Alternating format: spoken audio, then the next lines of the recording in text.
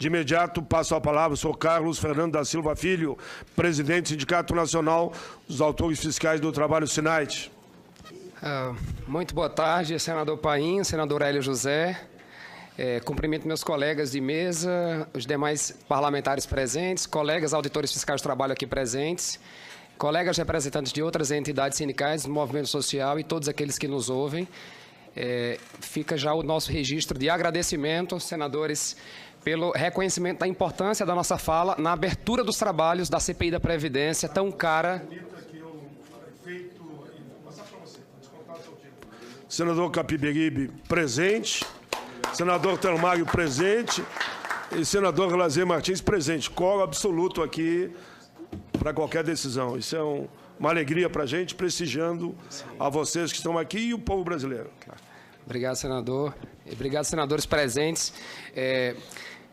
Bem, o SINAIT já se pronunciou em diversas oportunidades em relação ao teor da PEC 287 e é importante já iniciar a nossa apresentação deixando consignada a nossa posição contrária à reforma da Previdência, por entendê-la inconstitucional, por entendê-la ilegítima, por entendê-la não representativa das necessidades do povo brasileiro.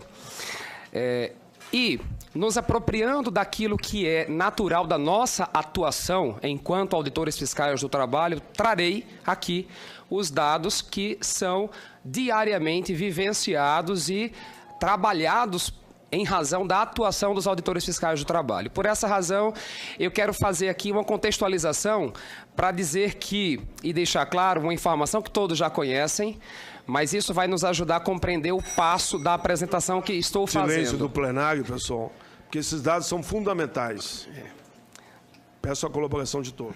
No horizonte de todos os segurados do regime geral da Previdência Social, se nós nos detivermos apenas ao recorte em que se apresentam os números dos segurados empregados e dos trabalhadores domésticos, eu poderei, de uma maneira muito direta, concluir que, de todos os segurados do regime geral da Previdência Social, 81,5% deles são trabalhadores empregados, portanto, trabalhadores que são, em razão das obrigações que andam lado a lado trabalhistas, alcançados pelo trabalho dos auditores fiscais do trabalho no dia a dia.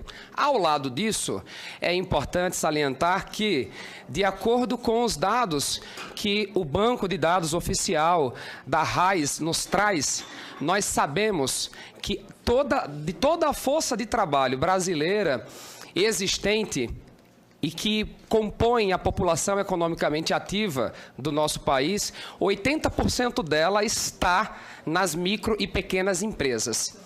Esse horizonte, esse recorte de contexto é importante para que a gente compreenda a razão pela qual os números que nós vamos apresentar é uma realidade lastimável para o nosso país. E nós utilizamos principalmente dados colhidos para construir aqui as afirmações que faremos das declarações que são realizadas pelos empregadores nas guias GFIP e nas declarações realizadas anualmente nas guias e nas informações prestadas na RAIS. A GFIP é a guia de recolhimento do FGTS e de informações à Previdência Social. Ela está lá prevista pela Lei 9528 de 97 e ela deve ser preenchida em relação a todos os recolhimentos realizados ou não.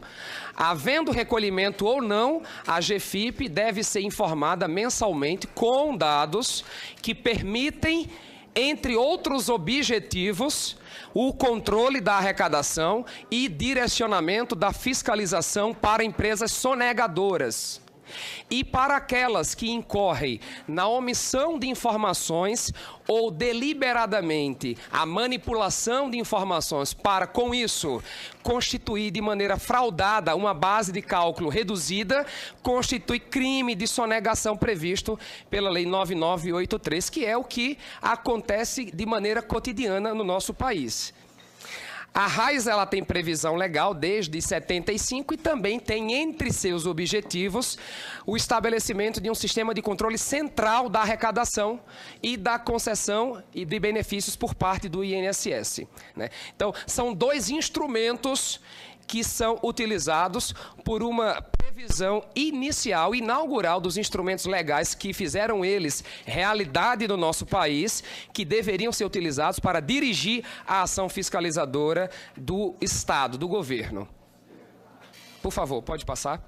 Essa é a carona, né, da GFIP. Ela tem seus campos particulares que alimentam os bancos de dados oficiais do governo federal para, assim, instruí-lo com as informações necessárias para direcionar a fiscalização. Da mesma maneira que está aí um espelho de um protocolo de entrega das informações da RAIS. Lembrando que são todos instrumentos declaratórios que exigem, por óbvio, uma atuação de fiscalização que deve trabalhar com a perspectiva da existência de fraude ou omissão nas informações. Com isso, eu trago aqui o início da nossa apuração.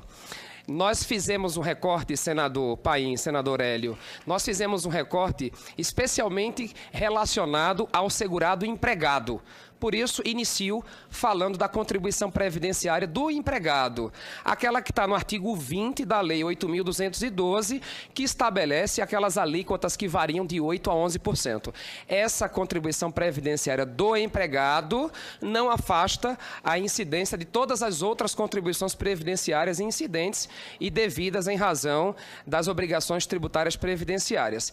Esta é a inicial apuração que fizemos.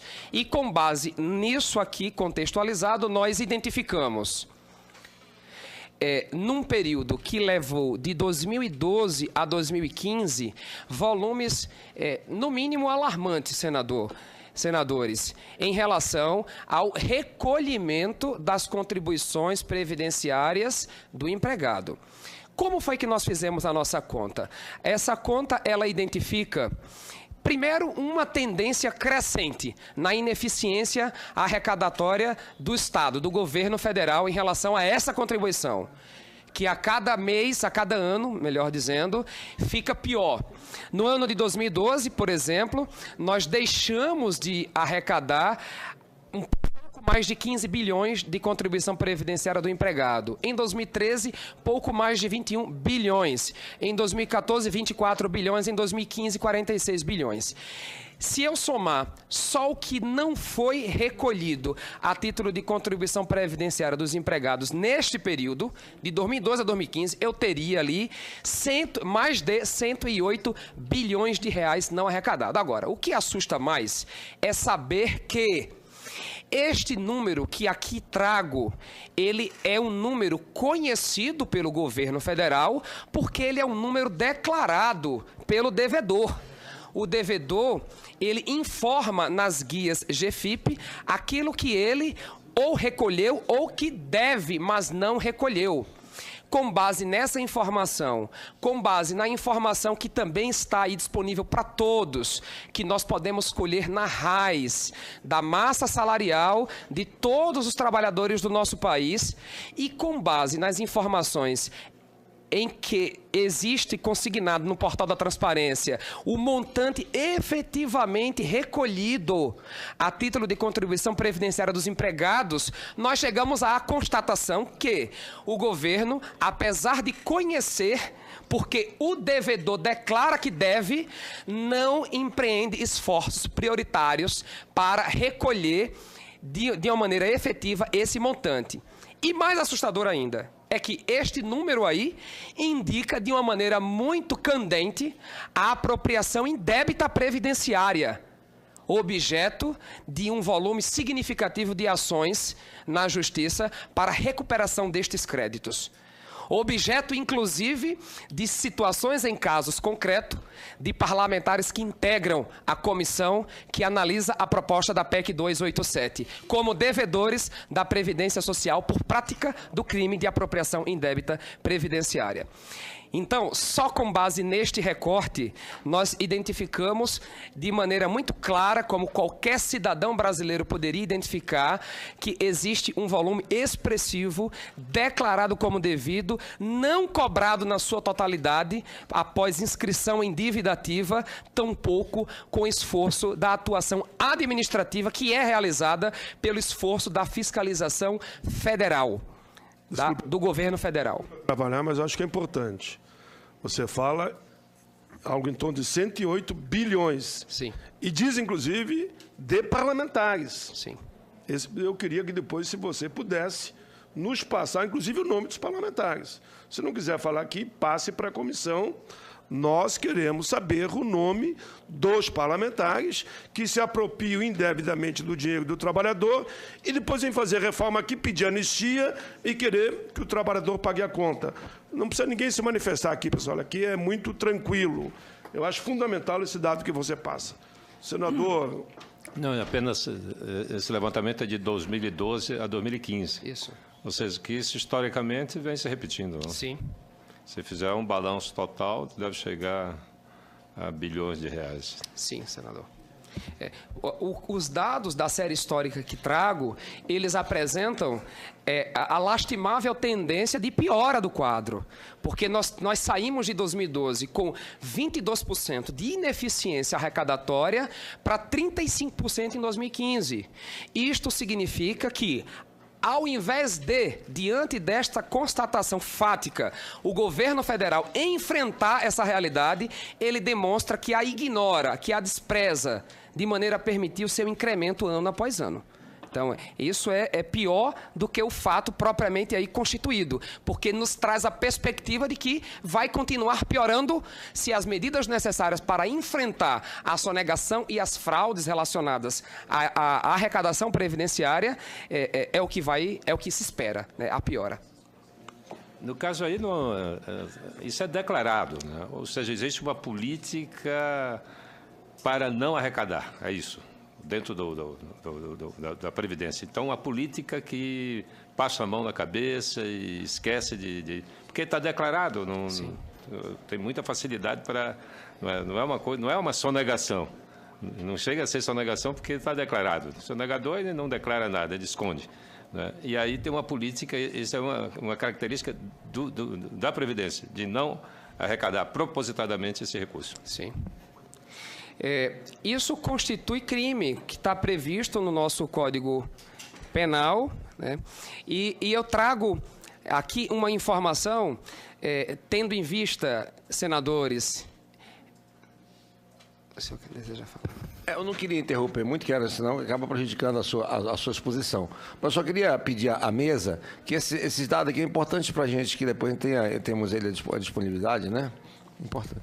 Certeza, todos os documentos nós tínhamos ajustado com eles, tanto eu como o relator, estarão à disposição da comissão e nós, naturalmente, os senadores todos terão acesso. Tudo bem, senador, obrigado.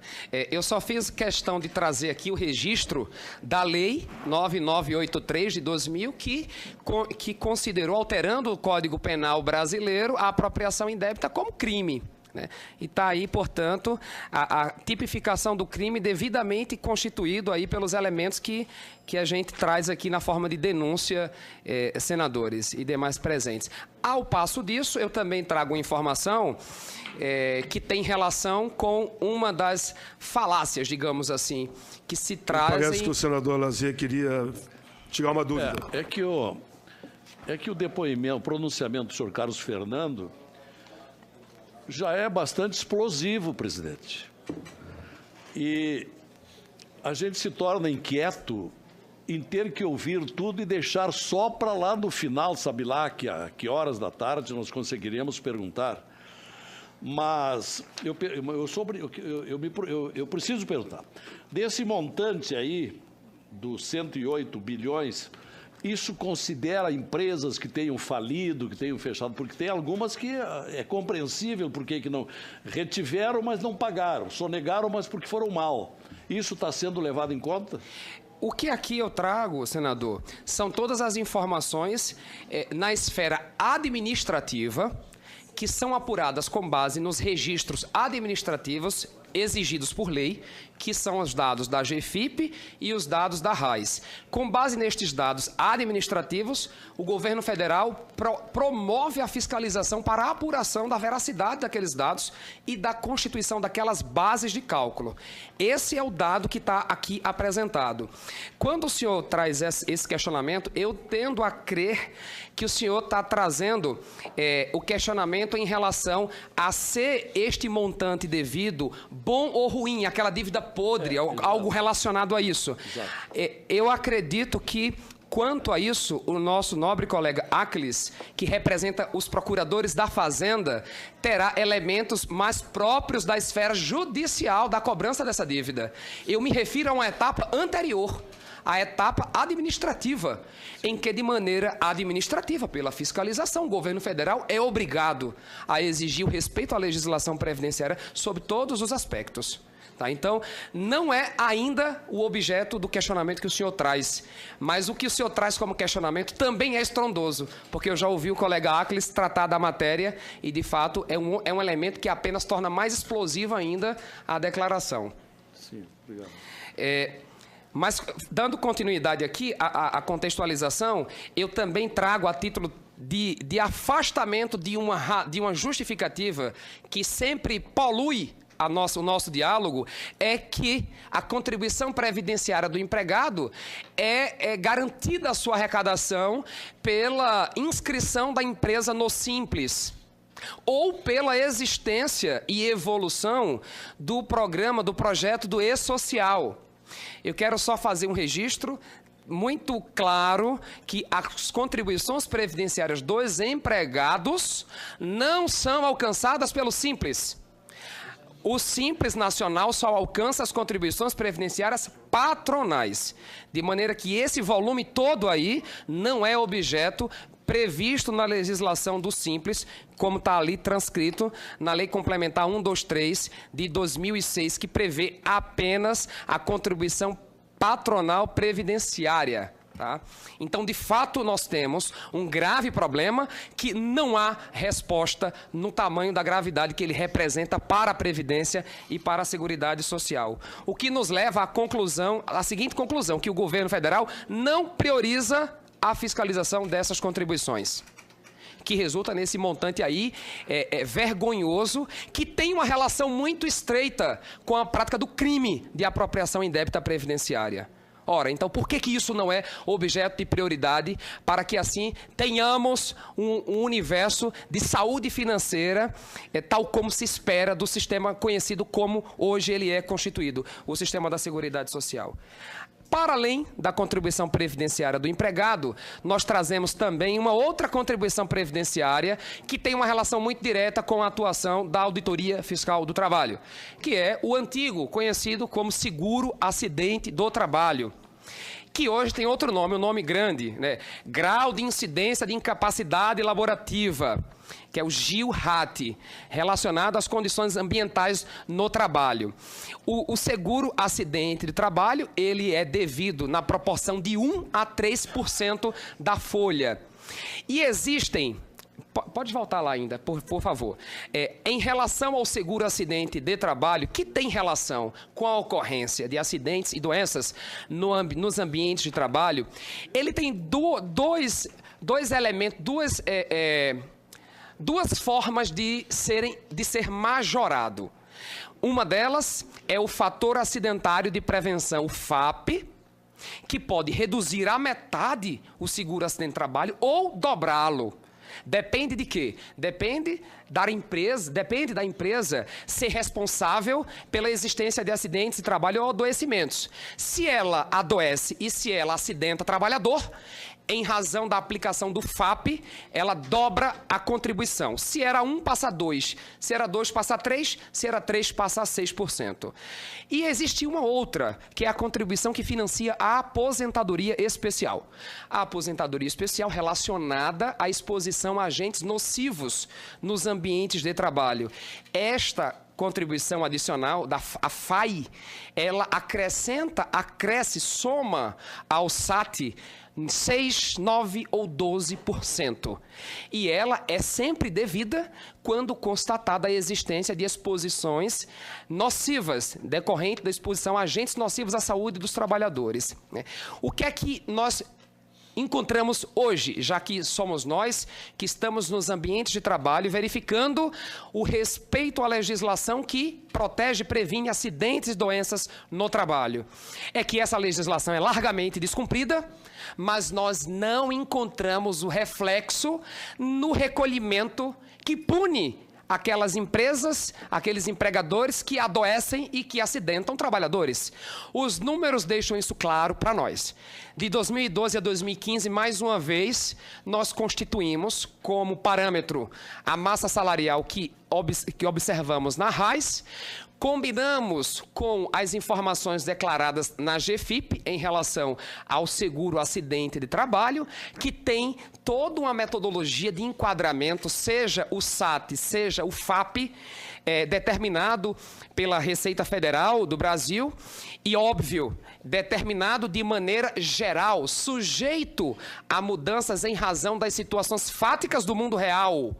Porque, havendo uma conduta dessa empresa em que os acidentes e doenças são rotina, ela tem que ser punida com a aplicação de um FAP e de uma contribuição que financia a aposentadoria especial que majora o SAT. Ano a ano, senadores, colegas presentes, nós observamos algo ali, o que vai subindo. 4 bilhões não recolhidos em 2012, 5 bilhões em 2013, 6 bilhões em 2014, 7 bilhões em 2015, de maneira que neste período de 4 anos, 18 bilhões a título de seguro, acidente, trabalho, deixaram de ser recolhidos. E também como a contribuição previdenciária dos empregados são valores declarados, deixando de lado a fraude ao pagamento do fator acidentário de prevenção e a ausência, própria mesmo, ausência de pagamento do adicional ao SAT de 6, 9 e 12% naquelas atividades que expõem os trabalhadores a agentes nocivos. Esse cenário é um outro cenário caótico relacionado ao universo do segurado empregado e que nós trazemos aqui por nossa experiência de atuação no dia a dia, em que o mundo da prevenção de doenças e acidentes, ele é um drama, né? O Brasil tem hoje, anualmente e de maneira oficial, 700 mil acidentes, 3 mil óbitos, 14 mil acidentes com lesões incapacitantes, todos eles majorando a necessidade de aporte de benefícios. Você tem 2 minutos para concluir. De benefícios previdenciários. Pode passar aqui, por favor. Aqui é só uma rápida exposição do fundamento legal do SAT, pode passar. Aí é o fundamento legal da contribuição para financiar a aposentadoria especial, que majora em 6, 9 ou 12%. E mais adiante... isso eu trouxe aqui, fiz questão de trazer aqui, senadores, porque é uma constatação técnica do Ministério, do extinto Ministério da Previdência, mas feita por responsáveis por essa gestão dessa área da fiscalização de contribuições previdenciárias, e essa nota técnica que eu deixei aqui com a Secretaria e deve estar disponível também para consulta de todos, ela conclui pela necessidade da verificação fática nos ambientes de trabalho da situação dos trabalhadores em relação às obrigações de prevenção de acidentes e doenças. Porque a fiscalização do Ministério do Trabalho, no seu dia a dia, ela constata e pune o desrespeito à legislação que previne acidentes. Se isso não é respeitado, a contribuição que financia a aposentadoria especial, em largo passo, deveria estar sendo aplicada e não está sendo. O governo federal acaba se contentando com a informação declarada pelos empresários que fraudam a legislação e não desconstituem isso por meio da ação de fiscalização. Pode passar, por favor. Pode passar. Pode passar. Pode passar, já falei disso. Pode passar. Pode passar. Pode passar. O relator vai ter que dar uma saída rápida, porque ele é chamado para votar. E em seguida ele volta aqui. Ok, senador? Relator. Então, o governo federal, por tudo que a gente viu e vivencia no dia a dia, ele ignora. Então, o governo federal ignora o quadro de fraudes ao seguro-acidente de trabalho. Não está nem aí para isso. Porque se estivesse, faria uso de todas as atividades e o resultado da atuação dos auditores fiscais do trabalho para aplicar a lei, simplesmente aplicar a lei àqueles que adoecem e acidentam os trabalhadores e que, por essa razão, fazem uso, muito uso, dos benefícios previdenciários. Eu estou caminhando para o fim, senador. Nós temos uma constatação também decorrente da formalização de vínculos. Os auditores fiscais do trabalho trabalham na luta pela formalização do registro em carteira de todos, e óbvio que isso tem um reflexo sobre a arrecadação previdenciária e que, por esta razão, também deveria ser objeto prioritário, não só pelo recorte previdenciário, mas pelo recorte trabalhista, que é o primeiro passo garantidor de todos os direitos do trabalhador, é o registro em carteira. No período também de 2012 a 2015, nós formalizamos aproximadamente 1.300.000 vínculos, o que traz quase 8 bilhões de arrecadação de contribuição previdenciária dos empregados, ao lado de quase 3 bilhões de arrecadação de FGTS. Hoje, o Brasil ele tem um estoque de trabalhador empregado sem carteira assinada de 16 milhões. Ele é empregado, está empregado numa empresa, não é no setor informal, não é na informalidade, é empregado numa empresa formal sem carteira assinada. O IBGE, de acordo com o IBGE, com informações de 2013, 2014, o estoque hoje é de 16 milhões de trabalhador empregado numa empresa sem carteira assinada. Se nós caminhássemos, aí já vou para o fim, verdadeiramente. Pode ir lá para os finalmente, por favor. Mais uma. E esses dois quadros eu vou concluir com eles. Se o governo federal trabalhasse para dar conta de acabar com o trabalhador sem carteira assinada, ele teria, além da arrecadação, enfrentando a contribuição previdenciária do empregado, que é declarada e não é recolhida, fiscalizada, enfrentando o seguro acidente de trabalho, que é declarado como devido e não é fiscalizado, e ainda tem as fraudes do FAP e da contribuição da aposentadoria especial. Ele teria, além disso, o quadro seguinte, ele conseguiria, além disso, só de contribuição previdenciária do empregado, 384 bilhões, senador, arrecadado de maneira adicional, assim como conseguiria arrecadar 135 bilhões de FGTS, em razão desse estoque alarmante e preocupante de empregados sem carteira assinada. Nós não estamos falando da informalidade, que leva metade da população economicamente ativa ou da população ocupada, como queira. Nós estamos falando da metade que trabalha em empresas formais e que, ainda assim, em razão do hábito de, no Brasil, não se respeitar a legislação trabalhista e previdenciária, estar em atividade sem a carteira de trabalho assinada. Então, isso só nos faz concluir que, pode passar aqui, que o governo federal, ele não tem foco, não tem prioridade no segurado, que representa 81,5% do regime geral da Previdência Social, que são os segurados empregados, incluindo o trabalhador doméstico. Isso é caótico, isso é grave, e isso demonstra que, na verdade, a preocupação do governo federal não é com o trabalhador, é com qualquer outra coisa, menos com o trabalhador, porque se fosse, este não seria o quadro que vive o nosso país, a nossa Previdência, a nossa Seguridade Social. Obrigado, senador. Muito bem, sou Carlos Fernando da Silva Filho, que falou pelo SINAIT, Sindicato Nacional de Auditores Fiscais de Trabalho, que ele é presidente.